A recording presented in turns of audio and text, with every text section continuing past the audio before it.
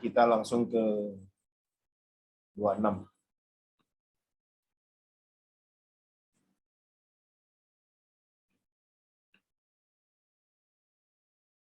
Jelas, Pak Rudi? Oh, Pak Rudi keluar. Oh, pental.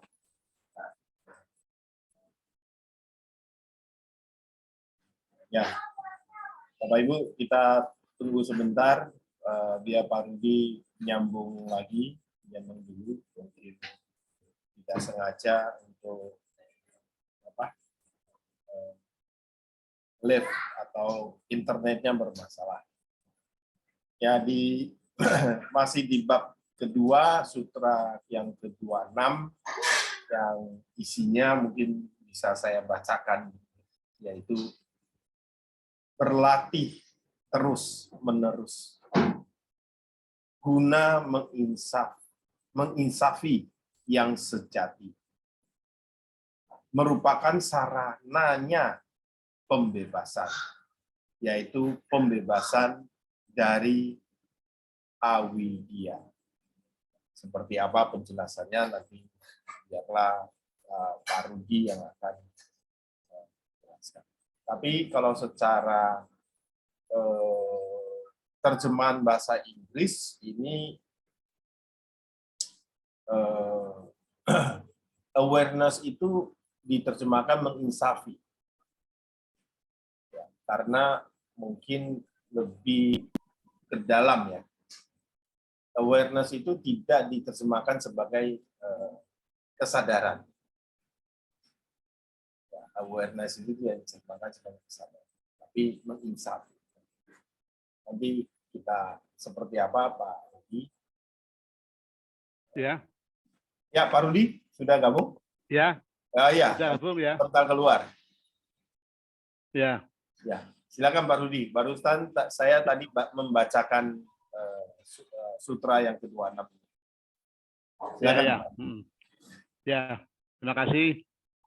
Jadi saya langsung bahasa Indonesianya ya. Sutra 26. Sutra 26, 27 itu membicarakan tentang bagaimana cara memusnahkan selubung avidya. Yaitu di Sutra 26, yaitu dengan cara berlatih terus-menerus guna menginsafi akan yang sejati. Yang sejati itu adalah ingsun sejati ya, purusya, roh atau monade. Nah, itu merupakan sarana pembebasan, yaitu pembebasan dari avidya. Maksudnya apa? Nanti kita uraikan pelan-pelan. Ini kan agak berat seperti itu. Jadi, sekali lagi berlatih terus-menerus menginsafi akan yang sejati adalah sarananya pembebasan, yaitu pembebasan dari avidya.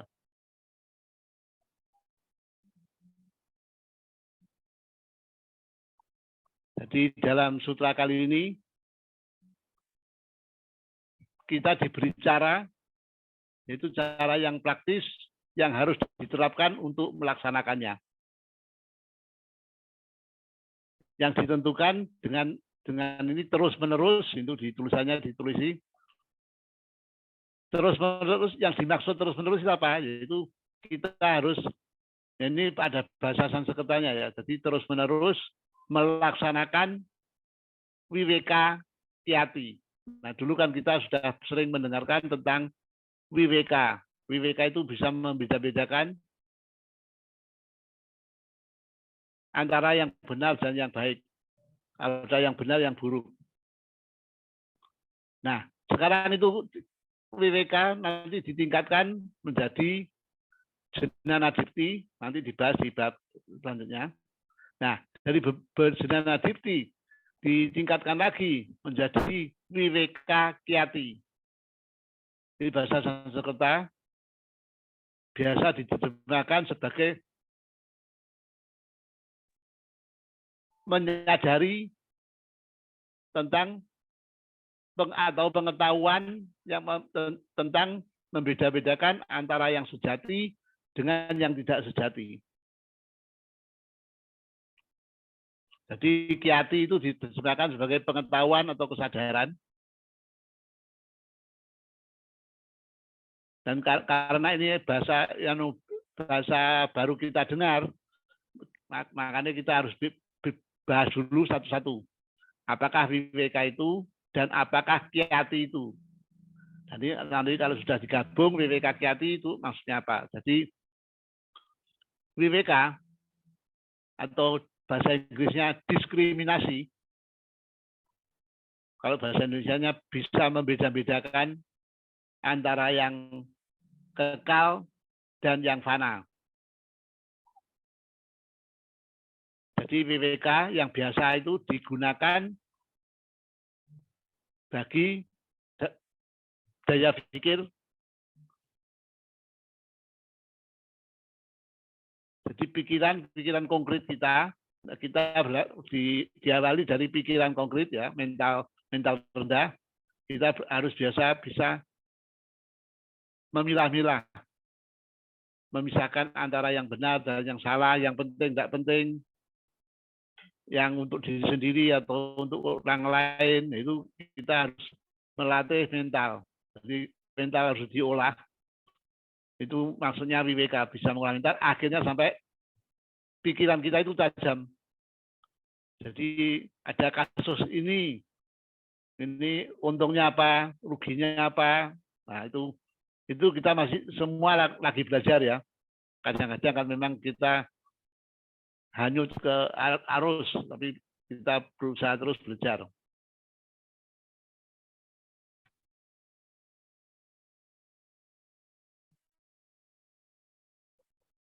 Jadi juga boleh dikatakan Wiveka itu membedakan dengan sesuatu yang bernilai real serta permanen. Jadi yang satu itu dari permanen dan real, dan yang lainnya yaitu yang bersifat sementara. Jadi seperti personalitas itu semuanya badan-badan kita, baik badan fisik, badan astral, badan mental, itu adalah sesuatu yang fana. Karena bisa mati, bisa sakit, bisa terbunuh. Sedangkan yang sejati itu tidak bisa dibunuh, tidak bisa dibakar, tidak bisa dibasahi, ya kekal terus, ada selama-lamanya, ada terus. Itu Wiveka yang biasa demikian.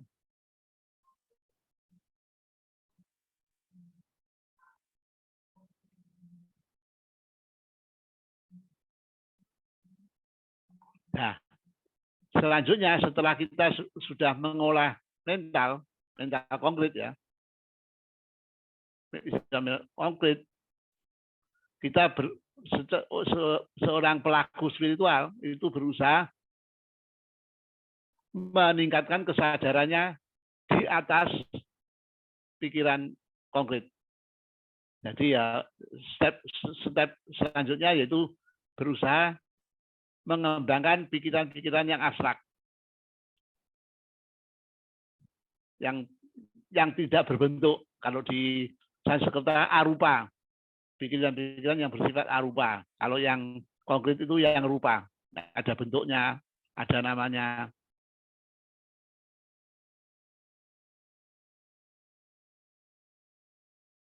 Nah,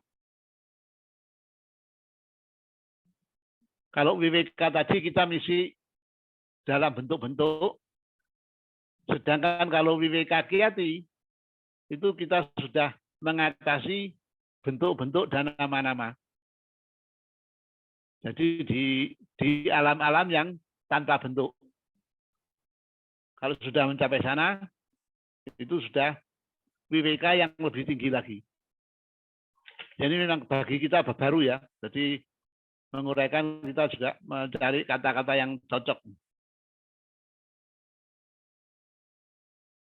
Jadi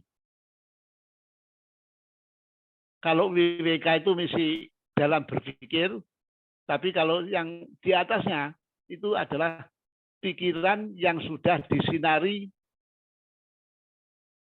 oleh cahaya dari, bisa cahaya dari diri atau cahaya Tuhan, terserah maksudnya yang setelah disinari. Jadi contohnya kalau kita di dalam ruang yang gelap, pikiran itu kan seolah-olah di dalam ruang gelap.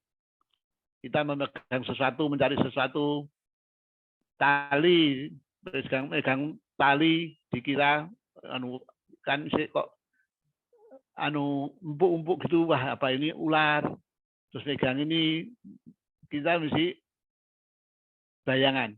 Tapi begitu jendela dibuka, ada sinar masuk, cahaya masuk, kita sudah tidak usah megang-megang lagi, sudah tahu semua. Oh, yang dikira kita ular ternyata hanya tali doang, misalnya gitu. Jadi dan apa yang ada di dalam ruangan kelihatan semua, Sudan. Itu kesadaran yang lebih tinggi dari mental rendah.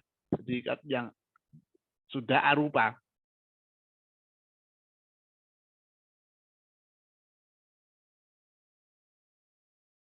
Itu harus dilatih. Nah, dilatihnya nanti di sutra-sutra berikutnya akan diuraikan bagaimana melatih ini semua agar bisa tercapai kesadaran tingkat ini, tingkat itu, tingkat selanjutnya gitu.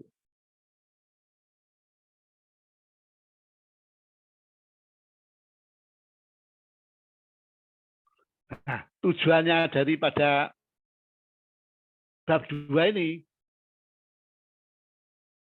kita mengembangkan, tujuannya adalah mengembangkan perkembangan spiritual dari jiwa kita agar terbangun. Karena kita semua pada umumnya, termasuk saya saat ini, kesadaran jiwa kita itu boleh dibilang tidur nyenyak, belum bangun. Manusia pada umumnya belum bangun, maka karena kesadaran belum bangun, yang dikejar-kejar adalah unsur-unsur duniawi, unsur-unsur yang bersifat fana, sesuatu yang bersifat sementara. Apa yang dikejar-kejar, harta, kekayaan, wanita dan sebagainya itu hanya bersifat sementara. Kecantikan pun hanya sementara, nanti 10 tahun, 20 tahun lagi juga keriput semua. Jadi yang dikejar-kejar manusia saat ini yang bersifat sementara. Padahal ada sesuatu yang kekal, permanen. Nah, itu harusnya yang seharusnya orang spiritual yang mulai melakukan pelajaran spiritual itu mulai yang dianggap yang lebih penting. Jadi kalau di duniawi sekarang kita anggap penting, cari uang dan sebagainya sangat penting. Nah, nanti kalau kita sudah mulai belajar spiritual, yang dulu kita anggap penting, sekarang lebih sudah kurang penting. Ada sesuatu yang lebih hakiki. Itu tujuannya bab 2 sadhana pada itu adalah meningkatkan nanti kesadaran kita makin lama makin murni dengan latihan-latihan yang akan ditunjukkan dalam mungkin minggu depan ya, mulai minggu depan sutra 29 itu akan mengenai self purification, pemurnian. Bagaimana caranya nanti akan diuraikan. Jadi sekali lagi WWK itu sebetulnya merupakan pantulan yang samar-samar dari kesadaran ilahiyah di dalam pikir rendah atau di dalam rupa. Sebetulnya merupakan pantulan dari divine plan, rencana ilahi ada di situ. Dan kita merasakan seolah-olah ada kesunyataan yang tersembunyi di balik itu. Jadi hanya merasakan saja. Sedangkan Wiweka Khyati ini adalah benar-benar menyadari kesunyataan atau kontak langsung dengan kesadaran ilahiyah yang paling dalam. Itu dalam diri kita masing-masing ya. Karena dalam diri kita ada kesadaran ilahi yang ada di dalam diri kita. Jadi kalau dibandingkan antara Wiweka dengan Wiweka Khyati, Jadi itu adalah misalnya kita yang WWK itu hanya merasakan, ini merasakan demikian. Sedangkan WWK Kyati itu kita mengalami langsung. Nah itu bedanya di situ. WWK mesti merasakan samar-samar karena mesti ada bentuknya dalam rupa.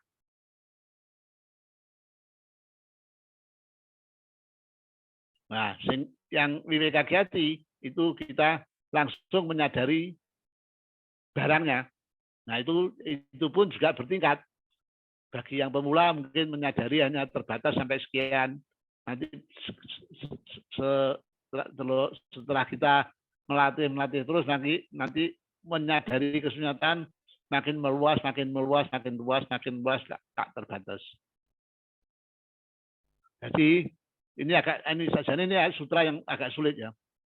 Jadi menyadari kesunyataan tadi atau WWK Kyati sebetulnya adalah kebalikan daripada avidya. Kalau avidya itu kita akan tidak menyadari siapa saya yang sejati. Sedangkan WWK Kyati adalah kebalikan dari avidya, yaitu menyadari ingsun sejati. Karena kita sudah menyatu dengan ingsun itu.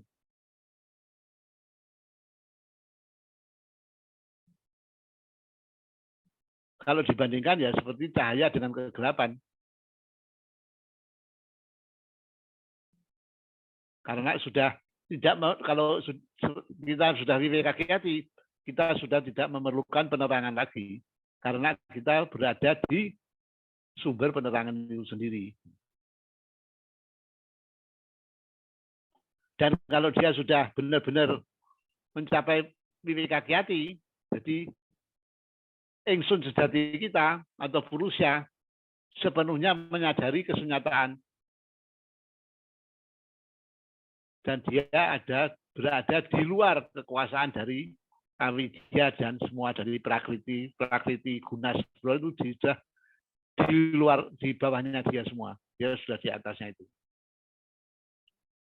Tapi bila mana dia kehilangan kesadaran ini, WWK Kyati, dia kembali lagi ke avidya, ya kembali lagi menyatu dengan materi. Kalau avidya otomatis gandengannya kan klesa tadi kemarin kita uraikan, langsung asmita mengidentifikasikan diri, terus ada tertarik, menolak, benci, senang dan sebagainya. Nah, terus terjadi itu lagi.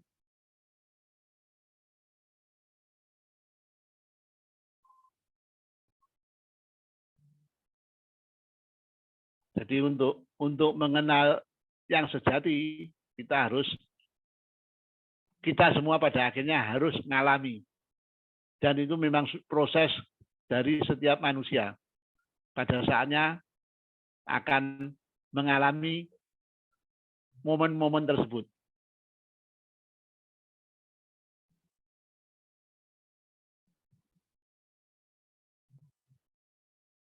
Jadi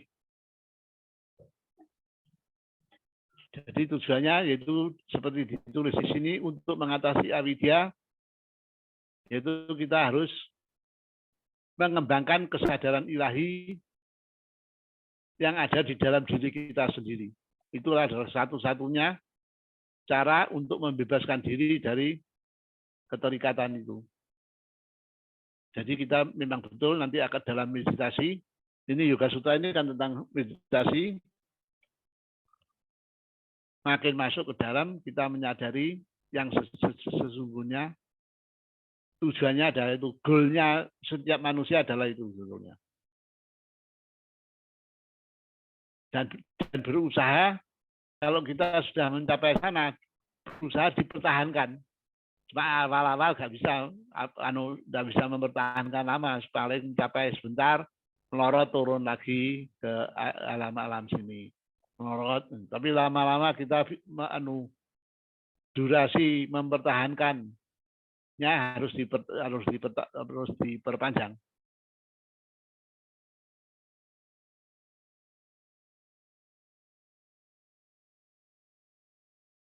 Mungkin ada yang ditanyakan, ini agak sulit, dan istilah-istilahnya banyak yang baru.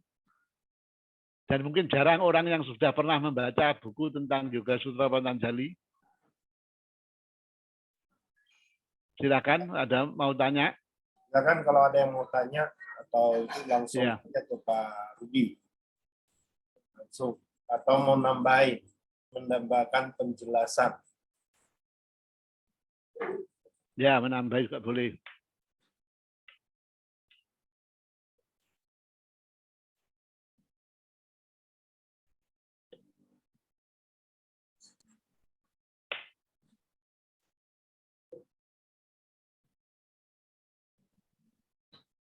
Atau istilah-istilahnya agak asing ya bagi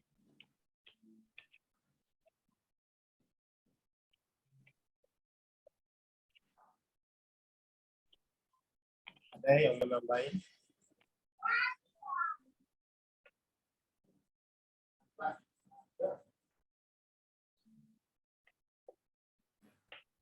Ada, mungkin bisa dilanjut dulu Pak. Hah? Sepertinya Tidak ada ya? Silakan dilanjut dulu Pak. Ya, boleh. Bentar, ini tak tancap ini sampai.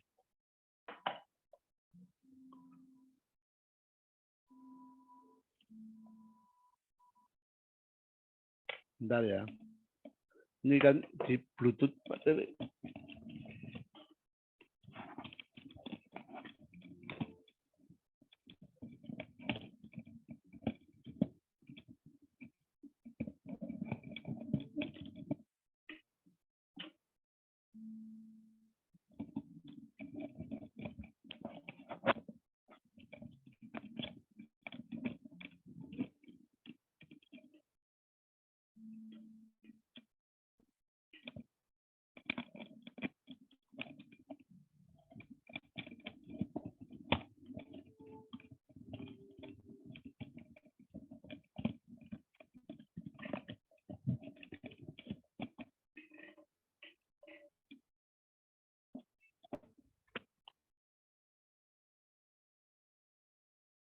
Jadi tadi dari dengar Pak ya suaranya ya. Ya, jadi apa yang dikatakan tadi dari Sutra 26 ini membicarakan tentang untuk mengatasi avidya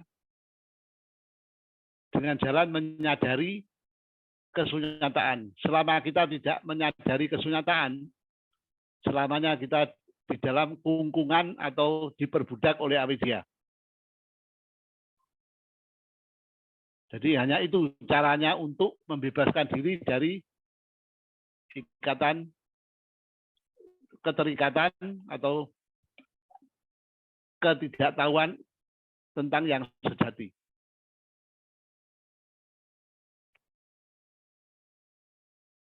Dan kemampuan untuk menyadari ini harus dilakukan, akhirnya harus dilakukan secara terus-menerus. Jangan sampai tidak, kalau terlepas nanti kita jatuh ke bawah lagi. Terikat oleh materi, terjadilah klesa tadi itu, avidya dan seterusnya. Nah, kalau itu sudah bisa dipertahankan, nanti kita akan mencapai kesempurnaan.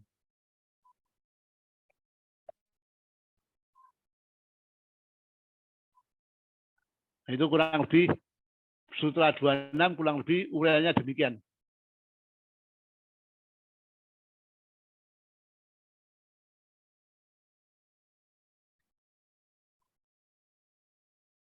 Kalau nggak ada, kita lanjutkan sutra selanjutnya ya.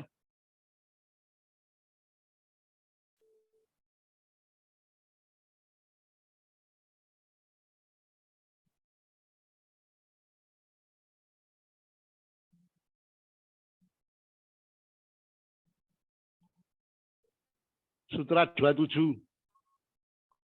Ini juga tentang misi tetap tentang avidya ya, untuk mengatasi avidya bagaimana. Itu Sutra 27. Dalam hal itu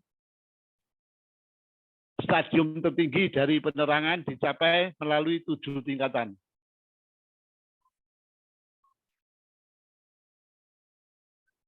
Jadi Sutra 27 ini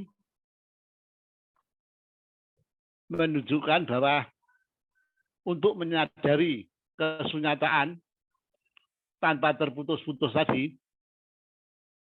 itu melalui 7 tingkatan.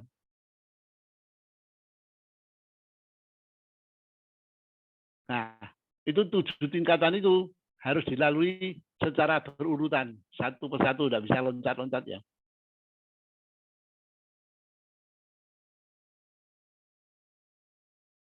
Jadi harus sistematis dari tingkat pertama ke tingkat kedua, ke tingkat ketiga, sampai ke tingkat yang ketujuh, yaitu mencapai kaivalya atau penerangan atau enlightenment.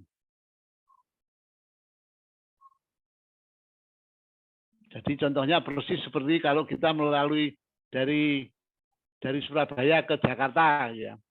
Jadi kita melalui dari Surabaya melalui Tuban, Semarang, Tegal, Jawa Tengah sana, terus Cirebon, dan itu harus melalui itu. Tidak bisa kita lompat-lompat dari Surabaya ke Bandung, terus balik Semarang. Nah itu nggak mungkin. Jadi harus melalui 7 tingkatan itu. 7 tingkatan itu apa? Itu ada gambarnya Pak David? Gambarnya. Nah, jadi gambar ini memang kurang jelas. Jadi setelah kita nanti mulai bab 29 kita mengajarkan self purification, pemurnian badan-badan mulai yama, niyama, asana, pranayama, pratyahara dan seterusnya. Terus kita mulai melatih meditasi. Meditasi yaitu paling atas sendiri diawali dengan dharana. Itu kan di atas tulisan dharana. Terus kita meningkat menjadi dhyana, terus samadhi. Nah itu start meditasi yang benar, menurut hukum alam yang benar, itu startnya dari mental rendah, dari mental. Jadi kita meditasi itu yang benar, badan fisik ditinggalkan, badan asal ditinggalkan. Tidak perlu diperhatikan kedua badan itu. Karena kedua badan ini adalah, terutama di alam asal, adalah alam yang penuh dengan ilusi, dengan khayalan. Dan makhluk-makhluk asal itu banyak yang bisa atau yang pandai merubah dirinya.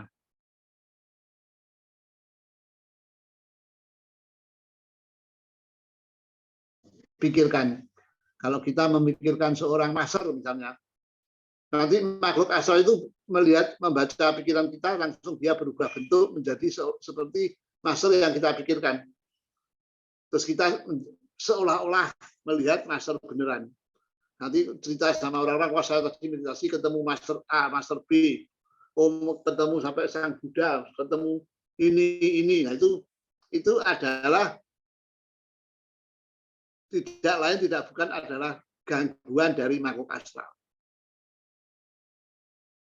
Nah, jadi kita harus, makanya di bab 2 ini kita harus mengolah diri, astral dipurnikan, pikiran dimurnikan. Nah, setelah ini tingkat 7 tingkatan tadi, tingkat pertama itu adalah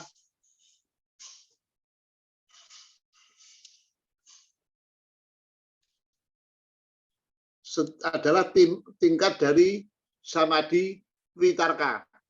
Itu yang merah, itu samprajnata samadhi tingkat vitarka. Vitarka itu adalah tingkat mental rendah. Tingkat rupa.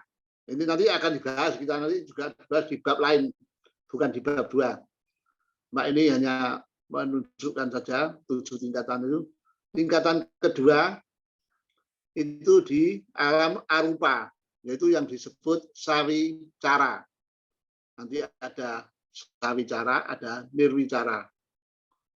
Atau dua, dari satu witarka, dua tingkat wicara itu di alam mental, tapi mental luhur atau mental abstrak. Terus kalau kita bisa melanjutkan lagi, itu di tingkat intuisi. Jadi samprajnata, sananda. Sananda itu sudah sama dengan anandam. Anandam itu sudah tingkat budi, adalah kebahagiaan yang sejati. Kalau di dunia itu kebahagiaannya adalah kebahagiaan kenikmatan betulnya, yang bersifat sementara. Tapi kalau yang sudah ananda, apa ini tingkat sananda, itu adalah kebahagiaan murni. Itu tingkat 3. Terus tingkat 4 itu adalah tingkatnya sasmita. Itu sudah di alam atma. Ya. Alamnya sudah di alam atma. Nah itu semua itu sampai alam atma, itu semua itu adalah meditasi atau samadhi dengan biji. Masih ada bijinya, masih ada objeknya. Makanya disebut sabija samadhi. Nah, nanti dari alam atma ini kita meningkat terus. Kalau sudah dari tingkat atma dan seterusnya, itu disebut nirbija samadhi. Terus itu tadi tingkat ke 5, 6, terus mulai 1 tadi, 1 kan witarka, kedua wicara, ketiga sananda, keempat sasmita, kelima itu sudah nirbija samadhi, sudah samadhi tanpa biji. Ke-6 ya, satu tadi jangan salah ya, 1 witarka, 2 wicara, 3 sananda, 4 sasmita, 5 ya betul nirbija samadhi, terus 6 dharma mega samadhi, ke-7 nanti kaivalya. Nah, ini tidak akan kita terangkan sekarang, cuma kita hanya menunjukkan bahwa ada 7 tingkatan.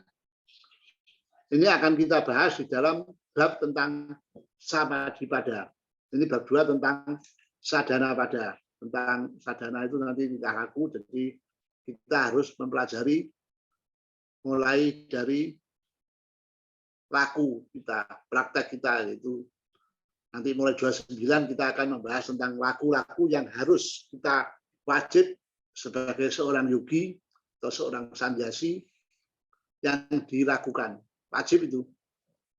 Ada yama itu terdiri dari apa saja, ahimsa dan sebagainya. Itu nanti mulai bab 29. Jadi untuk menghilangkan avidya, itu kita diuraikan dalam bab 26 dan 27. Nah,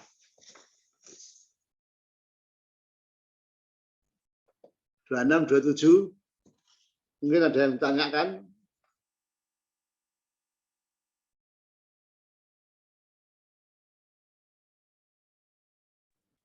Silakan kalau ada yang tanya atau kurang jelas tadi urutannya. Ini memang selama ini termasuk pelajaran yang super berat ini. Super berat ini karena ini kita harus pakai minimal pakai mental rendah. Kalau bisa itu intelijensi lebih bagus lagi. banyak.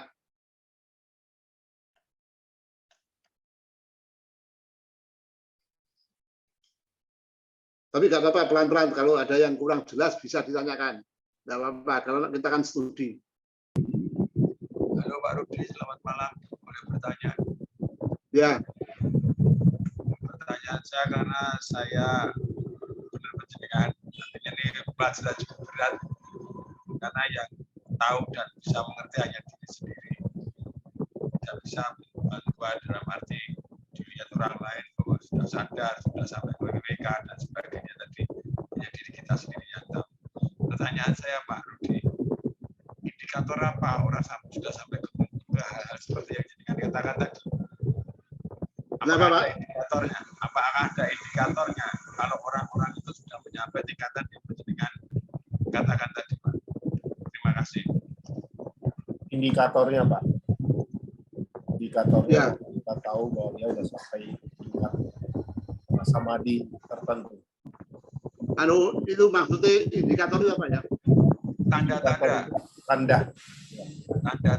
Bahwa orang tersebut sudah sampai ke yang jenengan katakan tadi. Ada apa? WWK, sakti dan sebagainya. Ya, yang itu pertanyaannya berat ini. Wah, pertanyaannya berat. Jadi sebetulnya ada untuk ini saya tidak pakai headset, sebagai headset saya beruntungnya mati. Jadi itu bisa dilihat dari soul-nya yang bersangkutan. Itu tidak mungkin salah. Kalau kita melihat secara fisikal, kita tidak bisa menentukan. Tapi kita harus melihat di belakang itu, di belakang badan padak. Nah itu kalau di fisik itu orang bisa menipu kita loh dengan pura-pura begini. Nah kita yang enggak clairvoyant, enggak waskito, enggak tahu. Tapi kita bagi mereka yang sudah waskito astral, waskito mental dan seterusnya itu akan tahu, oh dia sudah sampai tingkatan segini. Karena apa? Itu dapat dilihat dari aura. Dari auranya, kalau orang yang misi duniawi, auranya keruh sekali. Warna-warnanya keruh. Jadi merahnya merah gelap, coklatnya coklat gelap, dan sebagainya. Itu bagi mereka yang waskito, Pak Ki Keong, itu sangat mudah dilihat. Dia punya pikiran apa, perasaan apa, mesti omong-omong sama kita, masih dia tertawa-tawa, kita tahu maksud dan tujuannya terbaca semua itu. Bagi mereka yang waskito ya. Ini kan pertanyaannya berat, jadi jawabannya ya begini. Jadi orang sing waskito, orang biasa mungkin ya nggak ngerti.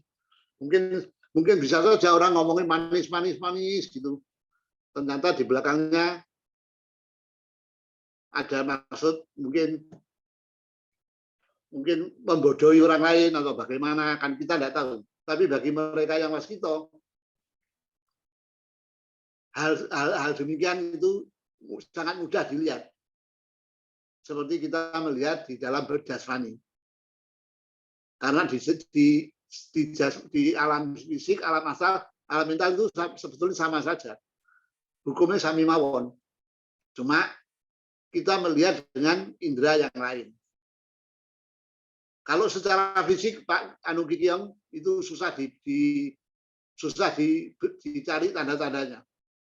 Karena banyak orang yang berpura-pura demikian, kadang-kadang ada yang berpura-pura jadi orang suci gini begini. Padahal dalamnya ada motivasi yang jelek misalnya. Jadi kalau melihat secara spiritual, kita ya berbicara tentang spiritual. Kalau yang tidak bisa salah, tidak mungkin salah, kalau kita bisa melihat badan karana orang itu pasti tidak mungkin salah. Jadi untuk melihat badan karananya itu setelah badan fisik, badan asal, badan mental rendah, Nah, kalau kita bisa melihat badan karananya, sudah tahu semua. Oh, ini orangnya begini, itu sudah tahu. Dan betul, kalau kita melihat tampilan luar saja, terkecoh kadang-kadang. Karena indera kita juga terbatas dan mudah dikecoh. Oleh alam saja kita dikecoh. Kadang-kadang kalau siang yang sangat panas itu, kita lihat di jalan seolah-olah sana ada air. Padahal itu fata morgana. Kayu yang lurus, kita masukkan air, seolah-olah kita lihat dengan mata kepala sendiri. Saya lihat sendiri, kayunya bengkong. Padahal ditarik kencang lagi. Nah, itu karena apa? Indera kita terbatas. Jadi untuk melihat tidak salah, yaitu pakai indera lain. Makanya di dalam Yoga Sutra Patanjali ini kita dilatih untuk mengembangkan selain panca indera. Jadi indera yang lain itu di dalam setiap manusia ada. Dan kita mempunyai kemampuan untuk hal-hal, kalau nanti di bab 3 itu tentang sidis-sidis itu kita bisa semua nanti itu. Bisa dilatih, kalau kita bisa samyama dengan ini, nanti kita bisa ini, bisa begini. Jadi semua yang aneh-aneh itu bagi orang yang sudah bisa, itu tidak aneh lagi, karena hukumnya memang demikian. Kalau menyatu dengan suara, jadi kita ngerti semua bahasa, termasuk bahasa binatang kita semua ngerti. Bahasa dewa, bahasa apa, jadi komunikasi bisa. Kalau bersama dengan sesuatu ini, kita bisa badan kita menjadi limunan atau menjadi tidak terlihat sama orang. Bisa, itu kemampuan itu ada di dalam diri kita. Kalau kita sama dengan ini, nanti kita bisa berjalan di atas air, bisa terbang dan sebagainya. Nah, jadi jawabannya Piki yang tadi, jalan yang paling jitu untuk melihat itu tadi harus melihat di alam karana sarira. Itu 100% betul, tidak mungkin salah. Kalau kita mesti melihat secara fisik atau secara astral atau secara mental, masih bisa salah. Tapi kalau sudah di causal body, itu sudah di pusatnya, itu kita sudah menyatu sama itu, jadi ya tahu semua, jero-jeroan itu tahu semua. Gitu, Kikirong, kira-kira. Mungkin ada yang lain, silakan loh. Kalau ada pendapat yang lain. Ini kan kita lagi studi. Ini saya menjawab sesuai dengan Yoga Sutra Patanjali. Mungkin ada mau menjawab dari lain, boleh silakan.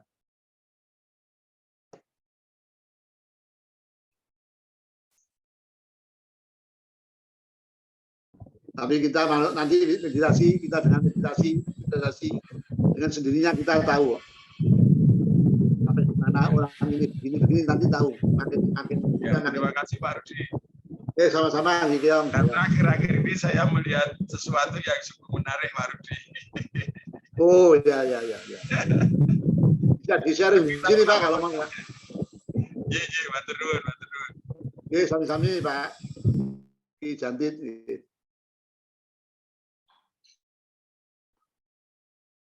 Yang lain silakan, atau pengalaman spiritual nanti bisa, ini kan teorinya, pengalaman bisa digandengkan. Oh, pengalaman ini, oh teorinya demikian di Yoga Sutra ini. Nah itu bisa diulangkan secara ilmu pengetahuan.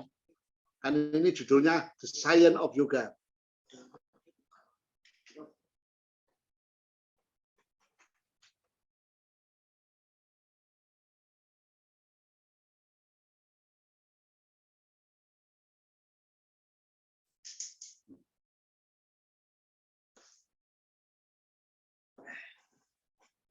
Bagaimana? Kalau nggak ada kita teruskan 28. Tapi kasih kesempatan lagi dari siapa yang mau tanya, boleh silakan. Silakan kalau ada yang mau bertanya. Kita lanjut ke 28. Kalau boleh saya ikutan. Oh ya, boleh saja Pak. Terima kasih atas waktunya. Ini masalah meditasi dengan semedi yang tadi sudah dijabarkan. Sepengetahuan saya dan mohon dikoreksi, itu karena antara meditasi itu kita hanya diam. Kalau semedi itu kita proaktif ya. Benar atau salah itu Pak? Kalau meditasi Itu apa Pak? diam ya. Kalau samadhi Meditasi dengan semedi. ya, ya Jadi itu kan Pak. yang Ya, aktif ya. itu meditasi atau semedi? Ya. Ya, kalau bisa jangan semedi Pak. Semedi itu kan bahasa hidup sehari-hari. Kita di sini istilahnya samadhi Pak. Iya, Samadhi lebih. Ya, itu Ya. maksud saya. Ya, Samadhi, jadi meditasi. tingkatannya beda Pak. Jadi di dalam Yoga Sutra ini, meditasi itu suatu proses, yaitu harus melalui 3 proses tadi, dharana, dhyana, samadhi. Ini harus proses, tidak bisa loncat. Itu suatu proses yang jalan terus. Bagi seorang yang sudah manusia sempurna, proses dari dharana, dhyana, samadhi, atau konsentrasi, meditasi, dan kontemplasi, itu langsung 1 detik langsung bisa. Tapi bagi mereka yang mesti belajar seperti kita itu, mungkin puluhan tahun belum tentu bisa langsung. Nah, bedanya gini Pak,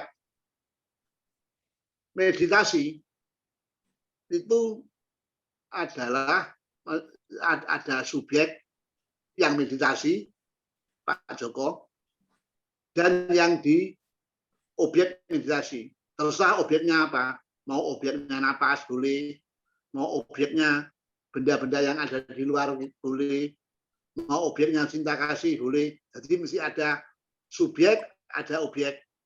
Kalau kita meditasi benar-benar, nanti antara subjek dengan objek itu ada hubungannya, Pak. Seolah-olah ada penghubung. Itu nanti setiap kita yang mengalami meditasi mesti tahu. Itu setiap ada hubungannya. Jadi ada subjek, ada objek, ada hubungan antara subjek dengan objek. Dan kadang-kadang itu mesti, kadang-kadang kita ngelamun ke lain tempat, itu mesti meditasi. Tapi kalau sudah samadhi, subjek, objek, dan penghubung itu sudah menyatu.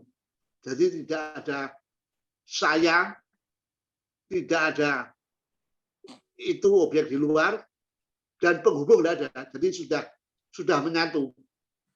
Itu tingkatan. Paham itu Pak? Ya. Pertanyaan saya, antara samadhi dengan meditasi itu yang saya rasakan, itu tetap aja terjadi dialog. Itu betul atau salah, Pak? Kalau terjadi dialog berarti meditasi, Pak. Karena kalau samadhi itu karena kita sudah dengan objek sudah nyatu, kita tidak usah dialog lagi, kita sudah menjadi dia. Jadi sudah tahu semua, Pak. Jero-jeroannya tahu semua. Iya, paham itu. Ya. Pun di kita saat ini sebagai manusia, ya, seperti gini Pak, seperti Arjuna dengan Krishna. Ya. Itu sebagai, saya ambil salah satu contoh aja. Nah, Arjuna bisa mendapatkan pencerahan, itu kan ada dialog dengan Krishna. Betul atau salah? Di dalam Bhagavad Gita memang tulisannya demikian, Pak. Iya, nah di sini ya seperti apa yang tadi barusan diuraikan oleh Pak Rudi, bahwa samadhi itu ya aku ya kowe, kowe ya aku. Kira-kira begitu kan, Pak? Ya, berarti kan sudah nyatu, Pak. Iya, Jadi tidak usah dialog, sudah ngerti. Karena iya, aku ya kowe ya aku, apa yang kowe pikirkan ya aku tahu semua gitu. iya. Tetapi kita pada saat melakukan samadhi itu mau nggak mau si badan itu juga ikut. Karena dalam hal ini pengetahuan saya, badan kita itu Ini adalah badan yang maksudnya badan yang mana, Pak? tubuh kita, Pak. Oh, badan padat. Wadah kita. Oh ya ya ya. Itu adalah bagian wujud dari inkarnasi Atma juga kan, dalam hal ini inkarnasi daripada Tuhan. Tuhan mewujudkan dengan kata lain menciptakan alam semesta ini adalah bagian dari beliau. Seperti yang tadi dibilang bahwa antara aku dan kowe itu kan udah menyatu. Ya. Nah, pengertian saya itu jadi tetap aja karena kita itu masih berwujud wujud wadah, mempunyai wadah, itu jadi tetap aja pada saat kapan aku jadi kowe, kapan aku jadi aku. Itu Pak maksudnya. Oh ya, mungkin boleh pandangan Pak Joko Yuyun demikian. Monggo saja. Ini kan kita akan open, Pak. Jadi boleh Ya, boleh betul, saja. Pak. Ya, boleh saja itu. Karena semua manusia punya pandangan masing-masing yang tidak harus sama. Yang penting kan tujuannya sama. Betul. Nah, cuma kan di dalam Yoga Sutra ini, kalau kita sudah meditasi yang benar, badan ini hilang, Pak. Jadi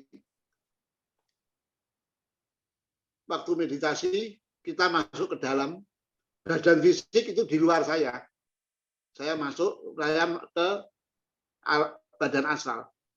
Nanti kita masuk lagi seperti gambar tadi, Samprajnata Samadhi, saya masuk menjadi Vitarka. Vitarka itu sudah berarti badan fisik, badan astral, badan mental itu di luar saya, sudah tidak ngerecoki saya lagi. Nah, nanti kita masuk ke wicara.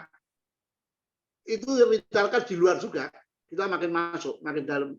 Itu kalau di bawah ngandoli, Pak.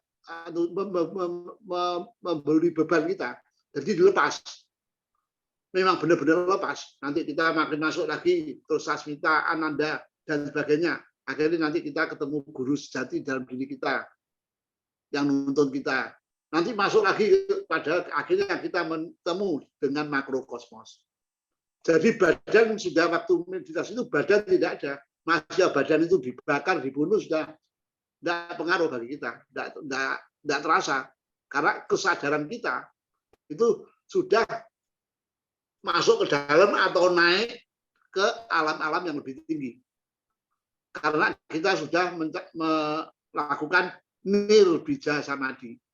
Kalau sudah nirbija, itu tidak ada biji lagi, Pak. Iya. Termasuk badan-badan tidak ada. Dan itu masih, kalau ada badan-badan, masih sabija samadhi. Tadi gambarnya kan ada. Iya. Itu nanti akan kita uraikan secara mendetail lagi. Mungkin 1 hari saja. Nanti ngurek dengan itu 1 hari belum tentu selesai nanti. Masih kita uncai sampai panjang. Mungkin 2 kali pertemuan. Ya diusahakan kalau bisa 1 hari selesai. Iya, paham ya. Itu. Makanya ya. Di sini yang saya maksud itu kalau kita ngelihat diagram yang tadi barusan disampaikan, ya. Kalau kita ngelihat dari atas ke bawah, ya, dari roh, dari pantulan cahaya, bagian cahaya menjadi manusia kan. Gambarnya tadi bisa ditampilkan Pak David. Itu yang dari 7 Nah, itu dari ini Pak. Ini gambarnya Iya, yang mana Pak? itu dari yang tadi gambar 1 sampai 7 itu. Ya, Ya itu kalau kita dari atas ke bawah itu kan wujud dari pada saat kita menjadi manusia kan. Tapi pada saat sebelumnya, setelah jadi manusia ke atas itu ya otomatis apa yang dijelaskan tadi Pak Rudi, tubuh wadah manusia itu akan musnah. Itu kira-kira Pak. ya. Ya oke, silahkan dilanjut lagi Pak. Ya, ya sudah Pak David, terima kasih gambarnya. Kalau nggak ada, kita lanjutkan bab 28, sutra 28. Ada lagi pertanyaan sebelum kita lanjut?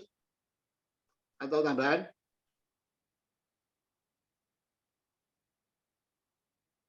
Nggak ada ya? Oke. Sutra 28, ini tentang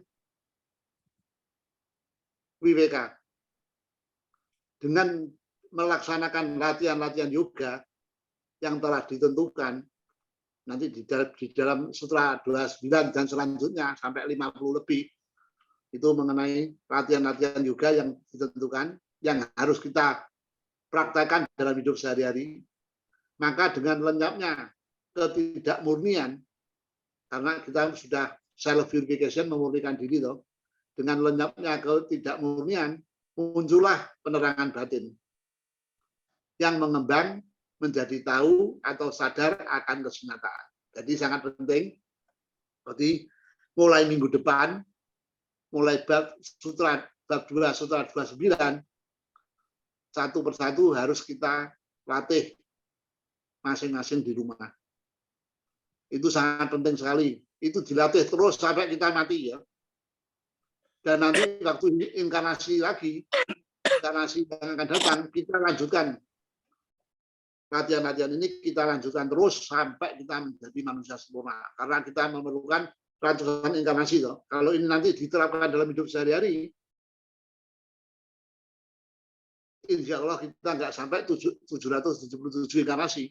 Mungkin hanya 700 atau 600 bila perlu. Kalau Sang Siddhartha Gautama Buddha itu 560-an sudah mencapai manusia sempurna, sudah mencapai tujuan. Baik manusia pada umumnya 777 inkarnasi. Nah ini dengan latihan yoga ini kita diharapkan ikuti jejaknya Sang Siddhartha Gautama. Kalau serius, kalau kurang serius ya mungkin bisa 600 kali inkarnasi. Kurang serius lagi bisa 600 sampai 700 inkarnasi. Jadi tergantung kita masing-masing. Jadi diulangi dengan melaksanakan latihan-latihan yoga yang telah ditentukan. Nanti ada niyama, jadi mulai ahimsa dan sebagainya. Dengan sungguh-sungguh, maka nanti badan kita menjadi murni. Kalau sudah murni, muncullah penerangan batin yang mengembang jadi tahu atau sadar akan kesunataan. Nah, pengembangan batin itu dari mana datangnya? Nah, ini akan kita bahas di dalam Sutra 28 sekarang ini. Jadi, Sutra 28 ini menguraikan tentang problema tuntunan yang diperlukan di dalam jalan yoga. Yang wajib kita, kalau yang serius ya, wajib kita lakukan, praktekkan dalam hidup sehari-hari. Tapi yang nggak mau praktek juga nggak apa-apa. Di sini kan ada perasaan. Yang serius saja. Jadi, untuk mencapai jalan spiritual, itu wajib kita memakai senjata Viveka. Itu wajib terus dipakai ya, kita sampai menjadi manusia sempurna. Nah, Sedangkan setelah kita melakukan WWK tadi, WWK biasa, yang WWK pertama tadi, kalau kita nanti betul-betul melatih WWK bisa membeda-bedakan karena sudah sering mengolah mental, seperti peso itu kalau diasah lama-lama tajam sekali. Begitu juga kalau badan mental, bukan otak ya. Kalau otak itu di fisik ya. Ini badan mental, jadi bukan di fisik, bukan di astral, tapi di alam mental yang berdimensi 5. Badan mental kita diolah, nanti kita lebih cepat untuk merespon sesuatu yang datang dari atas, dari jiwa atau dari Tuhan sendiri. Itu jadi kalau badan bisa untuk merespon kalau kita sudah mengolah.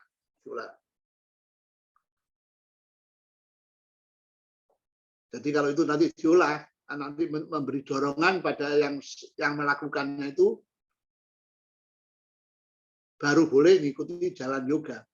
Kalau misi tidak mau memurnikan badan-badan untuk melatih yoga, nanti salah jalan.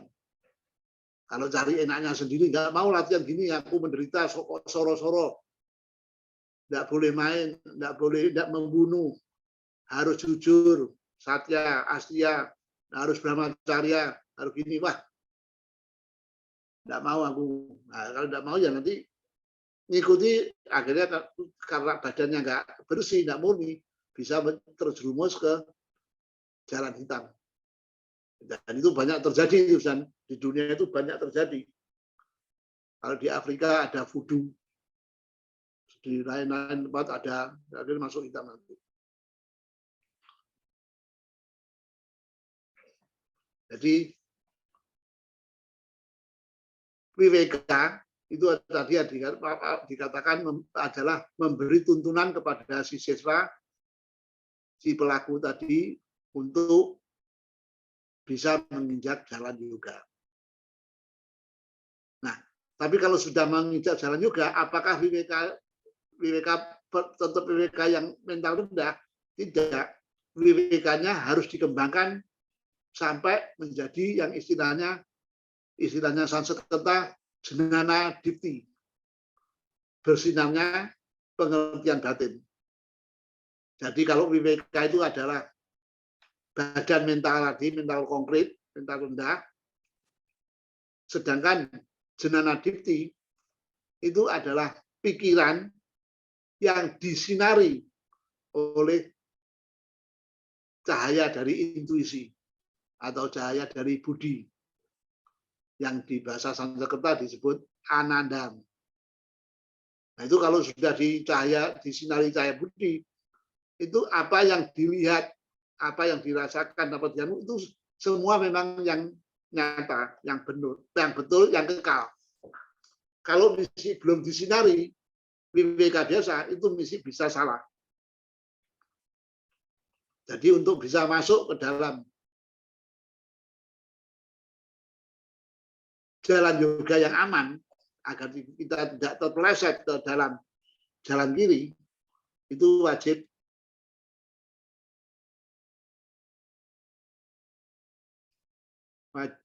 mengembangkan kelanjutan dari WWK, yaitu Jnana Dipti. Jadi disinari oleh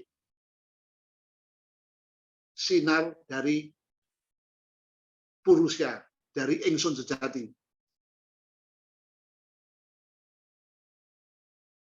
Nah, itu mengenai hal ini, itu bisa dibaca di buku-buku lain, atau diterangkan di buku-buku seperti The Voice of the Silent, cahaya penerangan, ya, atau Light on the Path. Itu di sana akan dibahas lebih lanjut. Makanya nanti setelah kita selesai membahas Yoga Sutra Patanjali, mungkin setahun ya, mungkin baru selesai, kita bisa melanjutkan tentang Light on the Path yang dibawakan oleh seorang siswa, yaitu Mabel Colin. Ini juga nanti akan menjelaskan banyak sekali tentang apa yang dikatakan di dalam Yoga Sutra. Ya, jadi nanti kalau setelah ini selesai, kita bahas lanjutan Yoga Sutra adalah Light on the Path.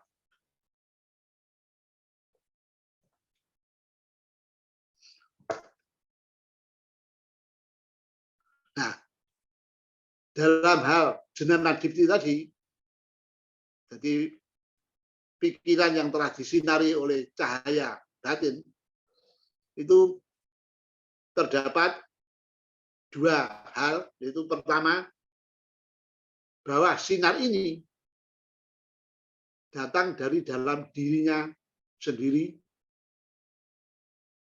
datang dalam dirinya sendiri ya.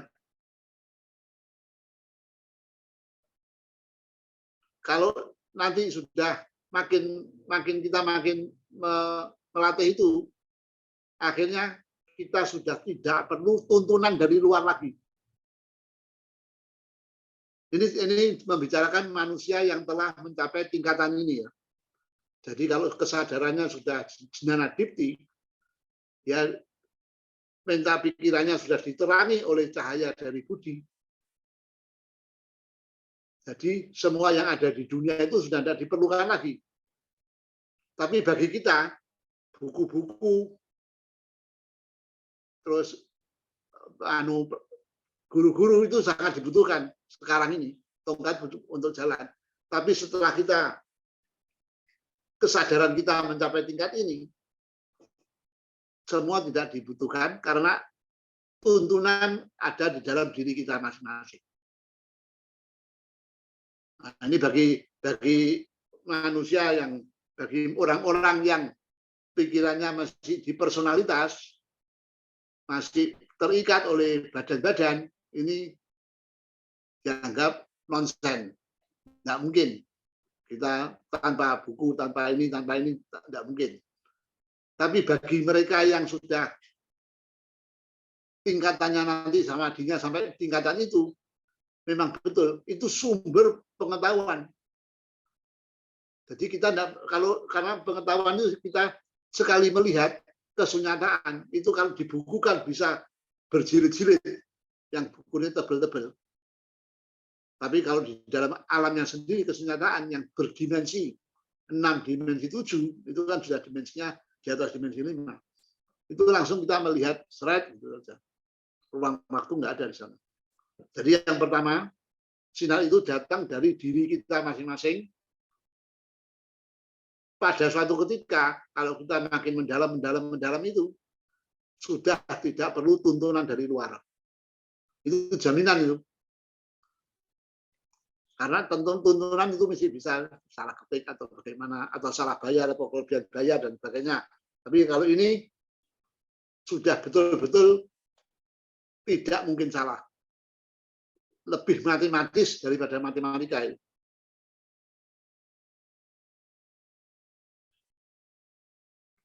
Jadi makin dalam kita menembus ke dalam lubuk relung hati kita yang terdalam, pada sumber-sumber batiniah kita sendiri. Karena kalau kita jalan spiritual, tidak ada hal dari luar yang bisa membantu kita lagi. Jadi kita harus jalan di atas kaki kita sendiri.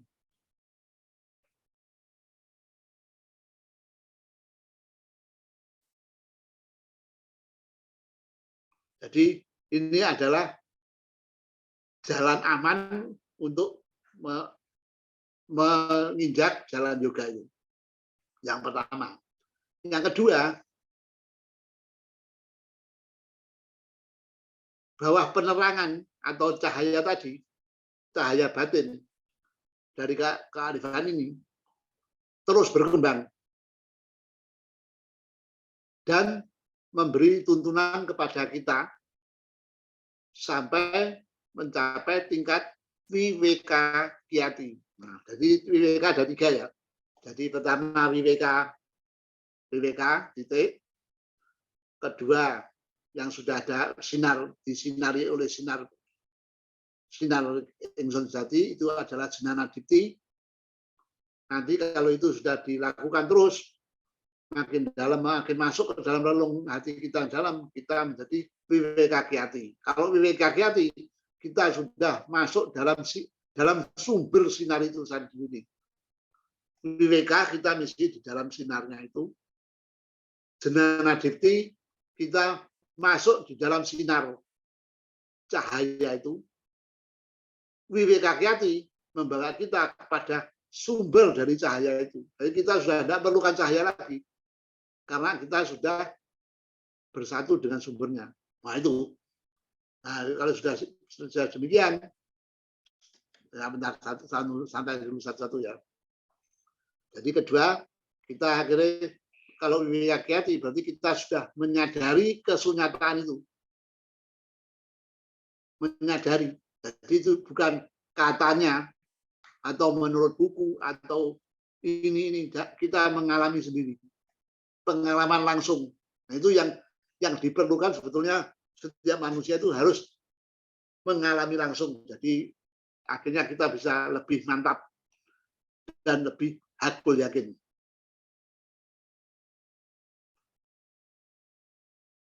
Jadi kalau sinarnya itu sudah sebelumnya Vivekakyati, sinarnya tambah kuat, tambah kuat, tambah kuat.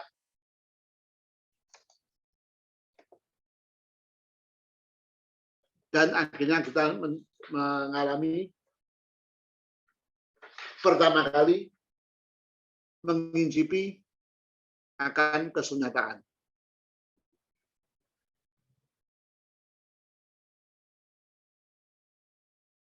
Nah, kalau sudah gitu, cahaya penerangan tadi, penerangan batin itu sudah tidak kita perlukan lagi. Ini proses ini semua akan mengalami. Dijamin ini proses ya. Karena dulu kita sudah pernah mengalami jadi binatang berjuta-juta tahun, pernah mengalami dari tanaman berjuta-juta tahun, mineral, terus seterusnya. Nah ini begitu setelah kita manusia, sekarang manusia juga jutaan tahun. Jadi manusia mulai bangsa ke-1, bangsa polar, bangsa Hyperborean, bangsa Lemuria, bangsa Atlantis, bangsa Arya, nanti bisa ada bangsa ke-6, bangsa ke-7, dan seterusnya. Jadi semua itu proses yang dilalui. Seperti contoh, kita lahir bayi, menjadi anak-anak, remaja, dewasa, tua bangka, mati. Nah, itu proses itu yang tidak bisa dihindari oleh siapapun. Demikian juga ini.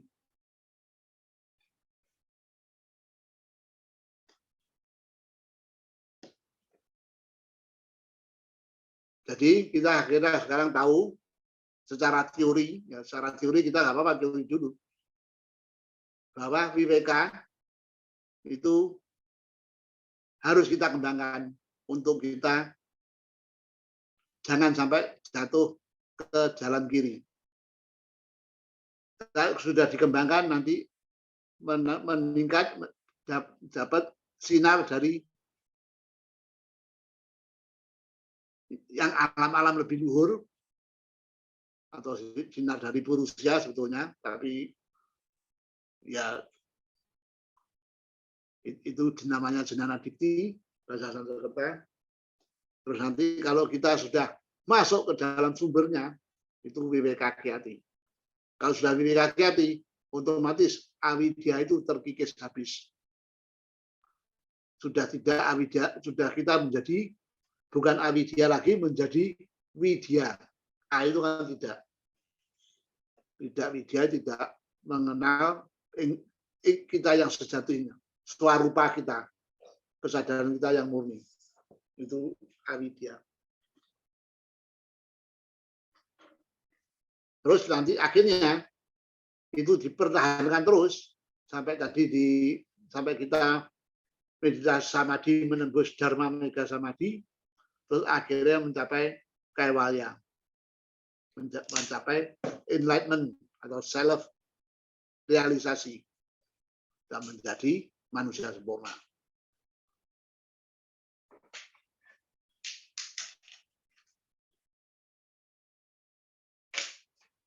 Jadi Viveka membuat si manusia itu dapat memasuki jalan yoga Jenana Dipti membuat agar kita aman untuk menelusurinya supaya nggak sampai salah jalan bahaya sekali. Nanti efeknya bisa puluhan inkarnasi. Jenana Dipti membuat kita menelusuri, Wiweka Kyati memberi kita pengalaman tentang kesunataan. Dan Kaivalya kita untuk selamanya menetap atau bertahta dalam kesunyataan itu sendiri. Itu adalah goal atau tujuan manusia yang ada di dunia. Nah, jadi sekali lagi kita harus mengerti filosofi dari klesas, yaitu avidya, asmita, raga, dvesa, dan abhidesa. Kita harus memahami. Untuk menginjak jalan itu kita harus tahu itu, penting sekali itu. Sebab-sebab penderitaan harus tahu semua.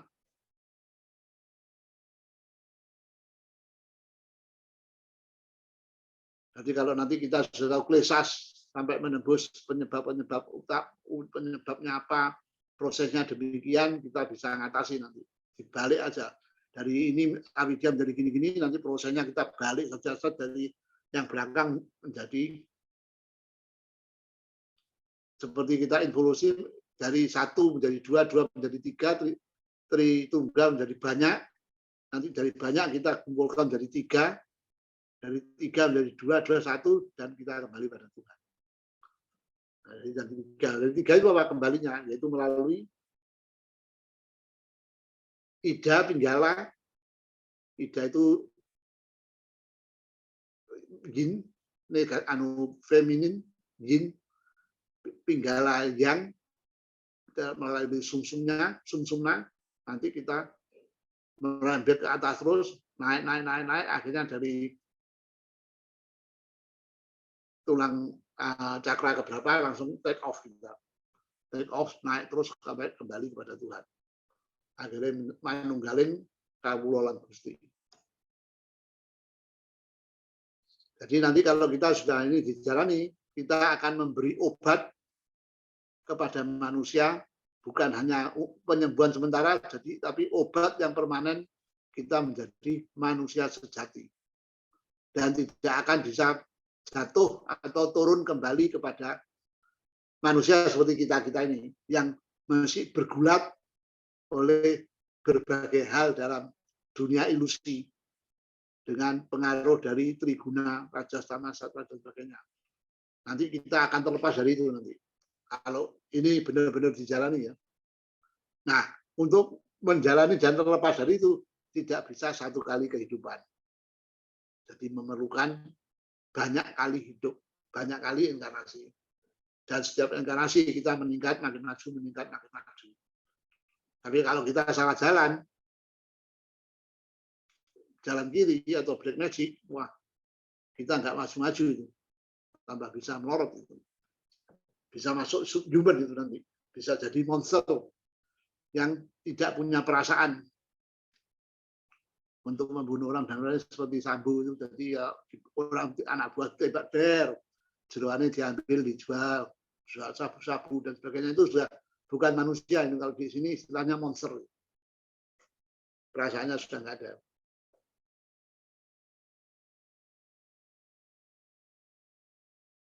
Jadi kalau yang diingatkan di sini, siapa yang hanya ingin tahu, hanya coba-coba untuk belajar Yoga Sutra Patanjali, nanti akan kecewa. Karena dengan disiplinnya yang sangat ketat, kalau terus diteruskan, nanti akhirnya salah jalan, bahkan bisa gila.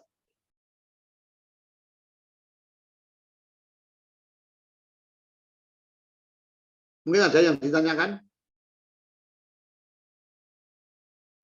Sutra 26, 27, 28, mulai minggu depan mulai kita 29 mulai baru, mulai praktek daripada laku, mulai Yama dan sebagainya.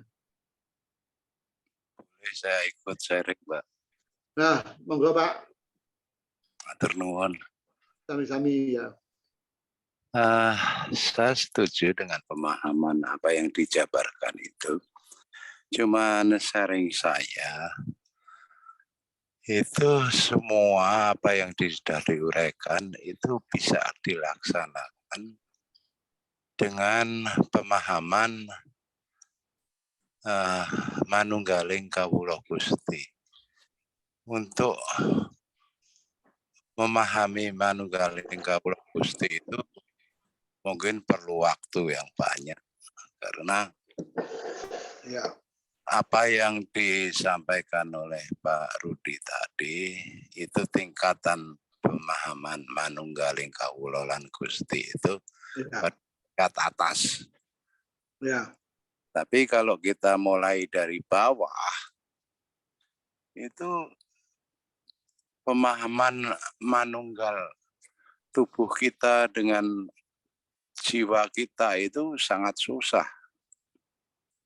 Kalau itu belum dipahami, bagaimana bisa menerima pemahaman seperti yang telah diuraikan waskita tadi itu yang paling atas. Ya. Juga mengenai pemahaman guru sejati. Kita udah tahu seperti apa yang sudah sampaikan oleh Pak Rudi, bahwa manunggaling kawulolan guru sejati itu sangat kunci ya, kuncinya di situ. Karena bagi sebagian yang mungkin masih belum percaya dengan pengetahuan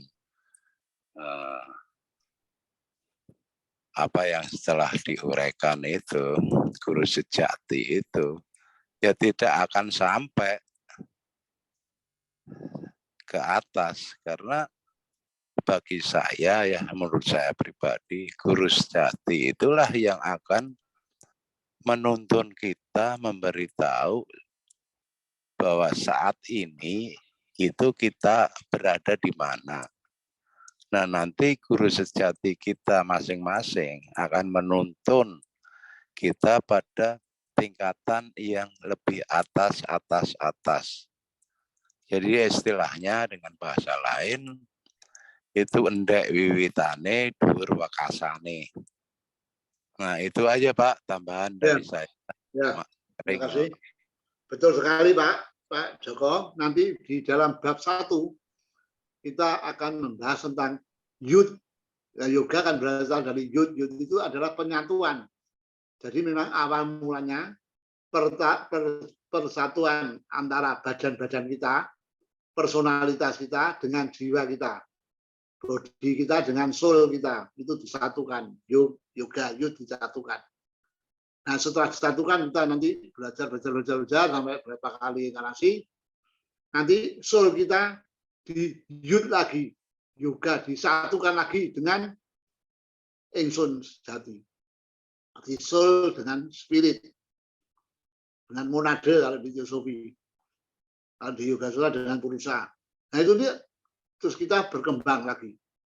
Nanti akhirnya purusa pun, ingsun sejati pun di yud lagi dimanunggalkan dengan Gusti atau dengan, kalau di teosofi disatukan dengan logos tata surya, atau ya boleh istilahnya boleh Tuhan, atau boleh siapa saja, boleh istilahnya bebas lah. Pokoknya yang penting jadi itu juga progresif Pak.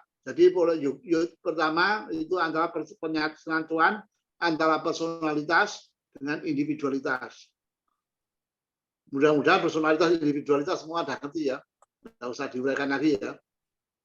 Terus akhirnya ke tingkat kedua atau persatuan antara body and soul.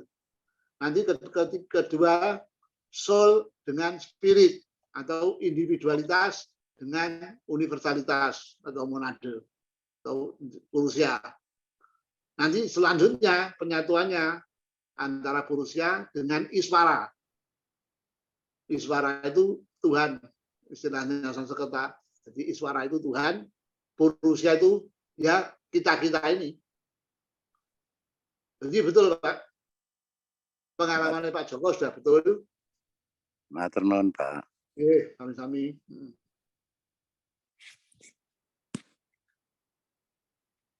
Dan di bab 1 nanti akan kita uraikan panjang lebar. Bab 1 juga terdiri dari beberapa sutra. Kalau yang bab 2 ini sampai 54 sutra, nggak salah.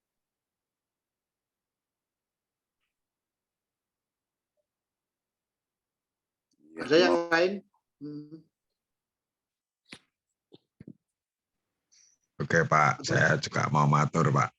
Oh, oke, Jantin. Ya, jadi Pak Rudi ya, memang teorinya sistematikanya luar biasa. Kalau di teosofi itu semuanya runtut, dari sub sampai semuanya itu sampai mikrokosmos, makrokosmos itu dalam teori rapi dan menarik dan secara metodis itu bisa dipahami dengan pola pikir kita. Tapi persoalannya Pak Rudi, kadang-kala kita dalam praktek itu kita jauh dari panggang, jauh api dari panggang. Betul sekali. Nah, ketika kita jauh api dari panggang, kadang kita teori yang begitu bagus itu kadang nggak terpakai, Pak. Ya. Sehingga saya kan tukang bikin topeng, Pak. Sehingga saya paham orang bertopeng begini, topeng begitu, topeng begitu. Berapa pakai topengnya saya jadi agak ngerti sekarang. Oh, ini topengnya yang topeng kayak gini, ini topengnya kayak gini gitu. Jadi tadi Bapak bilang kirana itu. Apa karana atau apa tapi? Ya, semacam itu. Seandainya semua topengnya itu dilepas, sebetulnya hanya apa toh, Pak? Kalau topengnya mereka itu semua dilepas, itu kan bukan siapa-siapa, bukan apa-apa. Nah, inilah maka saya tadi tertarik dengan jenengan. Manunggaling kawula Gusti, apa manunggal kawula lan Gusti? Ini harus Pak, maaf ya, harus ada dibedakan, Pak. Manunggaling kawula Gusti dan manunggaling kawula lan Gusti. Jadi kawula dan Gusti itu walaupun manunggal tetap pada jarak, Pak. Karena saya merasakan, bukan karena saya orang agamis atau saya orang Kristen, enggak, Pak. Tapi di situ dikatakan, misalnya saya di Kristen, diajarkan di Katolik saya ya, itu ada Trinitas itu, Tritunggal Maha Kudus itu. Satu tapi tiga pribadi. Dan di situ kan dibedakan, Pak, Bapa, Putra, dan Roh Kudus. Nah, di sana sehingga dalam praktek pun akhirnya bisa memahami, oh kalau saya bersama putra saya sebagai apa, Bapa sebagai apa, Roh Kudus di mana dan sebagainya. Nah, di teori teosofi yang jenengan ngendika kita di rapi, tapi di dalam praktek iki sing dhisik piye kan gitu. Ya itu jujur saja saya matur karena nggak tahu, Pak. Oh, itu berarti Pak. Ya. Kalau mengenai itu nanti kita harus diterangkan mengenai re Pak. Re itu sinyal, Pak. Baru nanti bisa dipahami. Jadi harus melalui re Raja Yoga. Ya. Kalau Pak Eri sering mengatakan pletek itu, Pak. Nah, pletek itu kalau di teosofi kan munadil, Pak. Ya. Gitu Pak Rudi, terima kasih. Menarik sekali. Ya.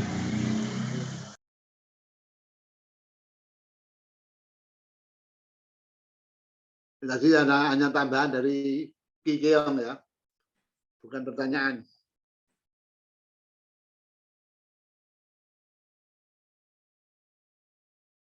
Ada yang lain? Ya untuk itu apa? Ki Keong itu yang benar itu adalah manunggaling kawula lan Gusti. Ya.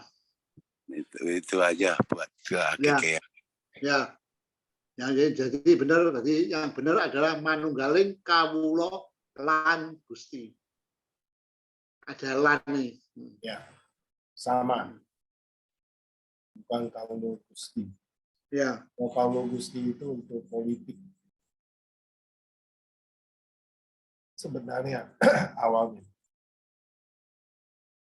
Ayo lanjut lagi, silakan. Ya, silakan. Ini bebas untuk bertanya, bebas ini.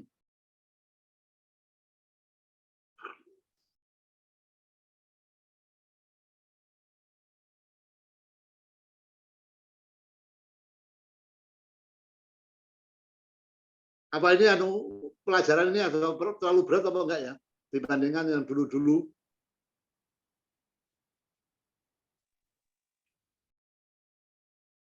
Ya lumayan lah.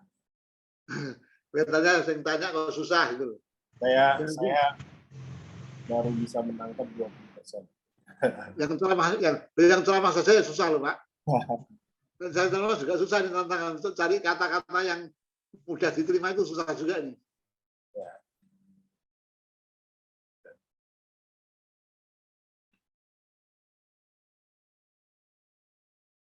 Tapi nggak apa-apa, nanti pelan-pelan kalau ngikuti terus, lama-lama ngerti sendiri. Ini tadi buku ini selesai dibahas, nanti pertanyaan-pertanyaan yang ada di dalam benak kita terjawab semua. Ya, jadi sebenarnya nggak berat-berat begitu gitu, nggak begitu amat lah. Karena teorinya sudah jelas tadi. Ya. Ya.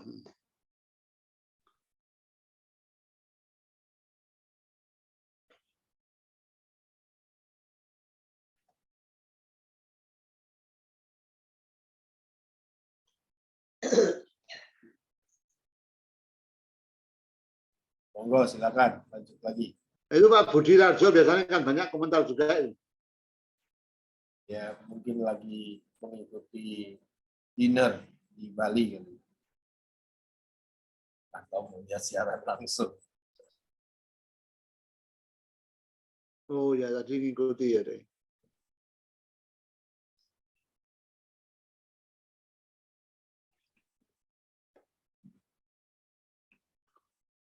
Kalau minggu depan mungkin lebih mudah lagi karena tentang laku spiritual. Jadi kita mulai belajar pemurnian diri, mulai badan fisik bagaimana, badan asal bagaimana untuk dimurnikan. Kita akan belajar self purification. Jadi badan-badan bagaimana caranya, bagaimana. Nah itu mungkin mudah dipahami, lebih mudah dipahami mulai bab 2 bagian kedua. Ini bagian ke-1 sampai 28. Nanti 29 sampai 54 itu bagian kedua tentang praktek untuk memurnikan diri kita. Sudah diberi petunjuk di sini nanti dengan gamblang. Lebih mudah ya mungkin ya, mudah diterima.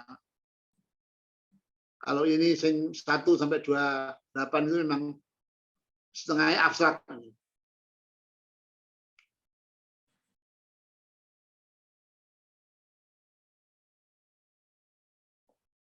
Ada lagi? Barangkali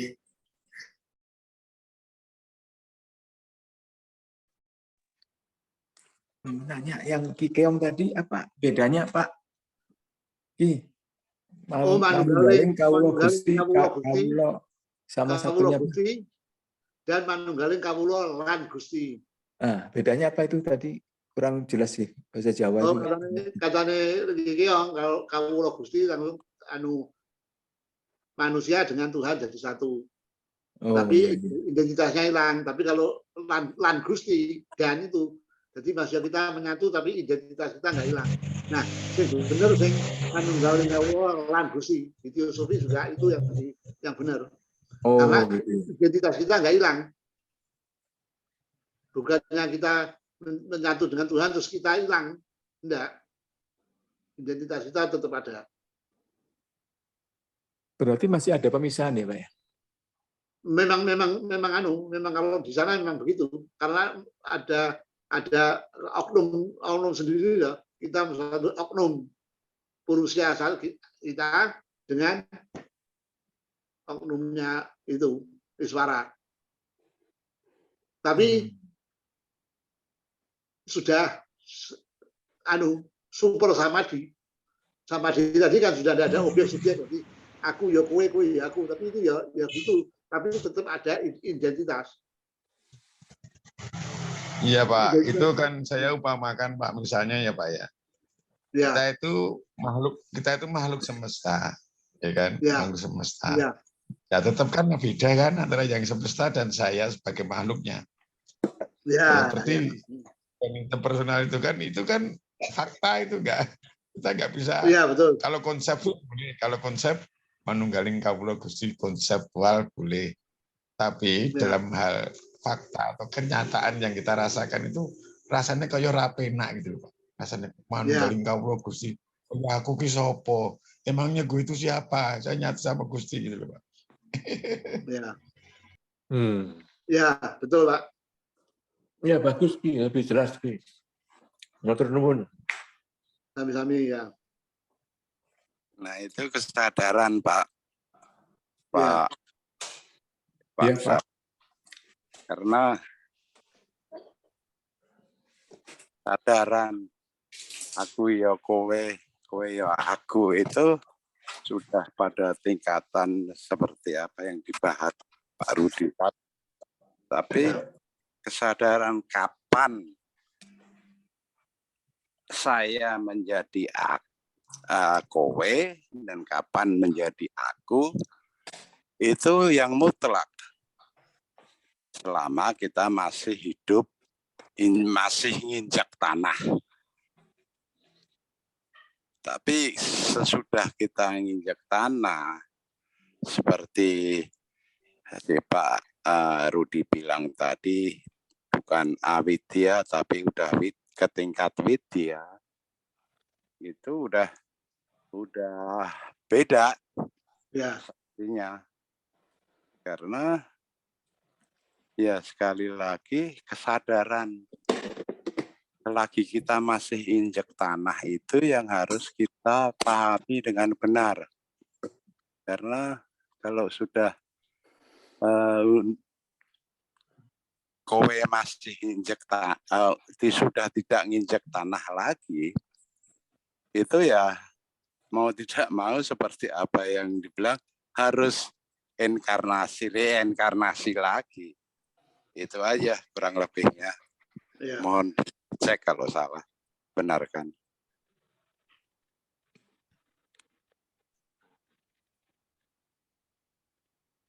Ya, teosofi ini seperti berlian, Pak. Jadi banyak sisi, banyak faset. Jadi dipandang dari faset mana masing-masing boleh dan masing-masing benar. Kan berlian kan ada faset, ada sisi-sisinya tuh. Jadi dipandang dari sudut gini betul. Kalau dipandang dari sudut itu, kalau dipandang sudut ini begini. Jadi tidak seperti matematika. Kalau dalam bahasa, ya. Kalau dalam bahasa Sanggar Solo istilahnya gini Pak, ngono yo entuk. Ya, ngono ya. Ngono yo entuk ya oleh. Ngono ya entuk ini ya oleh. Iya, apalagi tadi bahas soal Alkitab ya, bahwa Yesus aja mengajarkan bahwa kita adalah satu dan firman itu hidup menjadi manusia. Kira-kira intinya di situ, Pak. Terima kasih. Ya.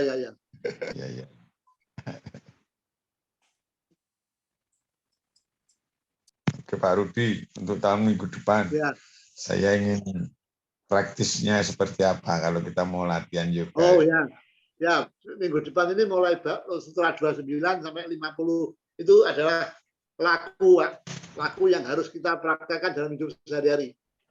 Ya, menarik itu Pak. Menarik, makanya itu kita ya seolah-olah menekan memaksa lah. Ya laku yang harus, nah itu loh. Setengahnya kita memaksa, harus dilakukan. Dan dipaksa manusia itu kan males-malesan.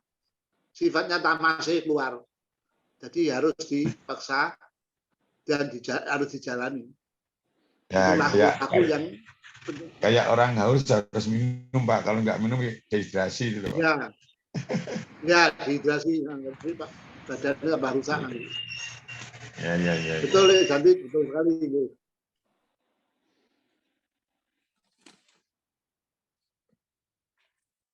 Kiong mau nanya, menyimpang dikit boleh ya? Kalau acara di Solo nanti itu ada zoom-nya ya, Ki? Sementara ini belum ada Pak, karena kita rencana mau beli Orbit, biar wifi-nya bisa wifi portable. Kita kalau main wifi portable kan bisa urunan sama teman-teman beli kuotanya Pak. Oh, kita berarti kan ini offline ya Pak ya acaranya? Baru offline dulu Pak, nanti kalau sudah ada Orbit, baru bisa Zoom Pak. Jadi kita sedang berusaha urunan beli Orbit dulu Pak. Kali dulu itu kok bisa ya? Bapak acara offline terus online-nya pakai Bu Umi itu gimana itu ya? Oh dulu itu karena ada sponsor Pak, menyponsori kami, hingga kita pinjam channelnya Bumi. Nah ini kita belum, karena tadi kan saya WA panjenengan seperti itu. Karena baru apa yang cari anggaran mendukung acara itu loh Pak, yang sedikit-sedikit lah nggak masalah lah, karena nggak terlalu organ ya melakukan aneh dulu Pak. Banyak yang bisa ikut ya kalau disumkan ya Pak. Ya. Nanti kalau kita ada rekrutmen kita akan Zoom meeting kan Pak. Kita sedang mau rekrutmen banyak nih lumayan. Oh. Nanti kita Zoom meeting kan ya. Ya, terima kasih Ki. Monggo-monggo Ji.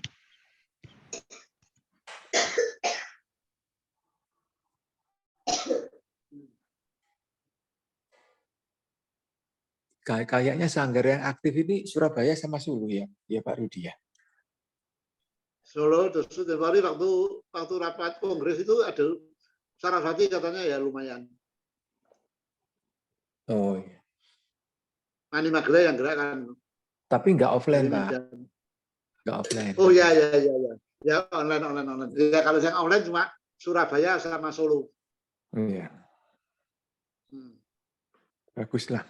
Kalau Solo setiap hari ya Pak. Kalau minggu pertama sama Jumat malam Pak. Minggu pertama tetap seperti dulu ya. Pertama ada tadi, terus Jumat malam ada meditasi. Terus nanti ada acara lagi, ada Pak Rudi, ada acara mau copatan rutin sehingga setiap malam Jumat. Oh. Ya ini kita sudah atur agendanya nih. Besok ada rapat pengurus mau nota agenda dalam waktu 1 tahun apa saja mau dirawat. Ya. Itu kalau meditasi Miming tetap Bante Siplung ya? Iya Pak Bante itu. Wah, hebat. Pak Bante. Ya kayak gitu Pak Rudi. Ya. Kita jalani dulu lah, nikmati dulu jalan. Ya, mudah-mudahan Solo bangkit lah. Ya, dan saya berdoa mudah-mudahan persoalan di Perbatin segera selesai dengan khidmat dan terhormat, tidak lagi seperti yang mengkhawatirkan kami, gitu Pak. Ya, gitu ya. Maaf untuk nyeleweng sidik, pesan saja. Ya.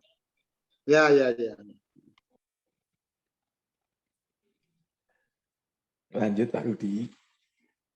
Silakan, ada lagi pertanyaan atau masukan? Ini sebabnya bab 28 ya sudah habis aku. Ya. Oh iya. Pak Joko itu banyak pengalaman Pak Joko. Ya. Mau tutup dulu atau bagaimana? Oh iya betul. Sudah jamnya. Saya pengalaman pribadi. Kurang jelas Pak.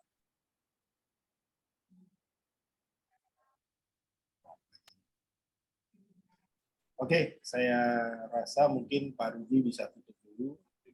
Oh ya. Setelah itu baru kita bisa bincang bebas lah. Ya, oke. Invokasi penutupan ya? Ya. Oke, selamat malam Bapak-Bapak Ibu sekalian. Terima kasih atas kehadirannya. Mari kita invokasi sebelum ditutup. Mulai.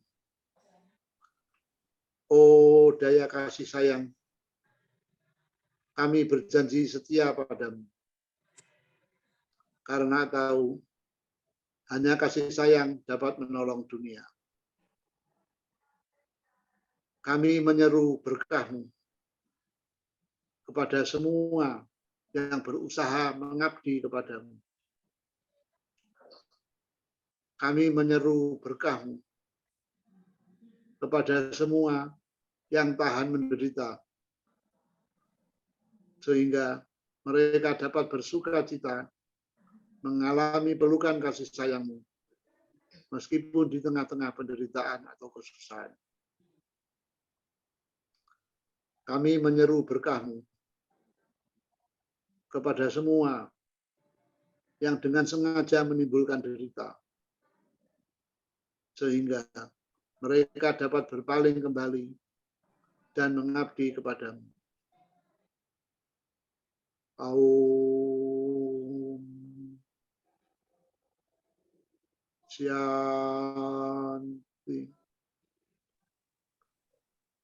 Syanti. Syanti. Selesai, terima kasih. Selamat malam semuanya. Terima kasih Pak Rudi. Sama-sama. Terima kasih Pak Rudi. Selamat malam semuanya. Pak David, terima kasih. Terima kasih ya. David. Ya. Mohon Pak Semuanya. Rudi, Mas Sampai dan salam semuanya. Salam rahayu. Rahayu. Rahayu. Salam rahayu, rahayu. Rahayu. Kita live. Kalau end out harus Bu Umi. Iya. Bu Umi lagi sibuk bantuan. Udah bantuan. Kalau nggak ada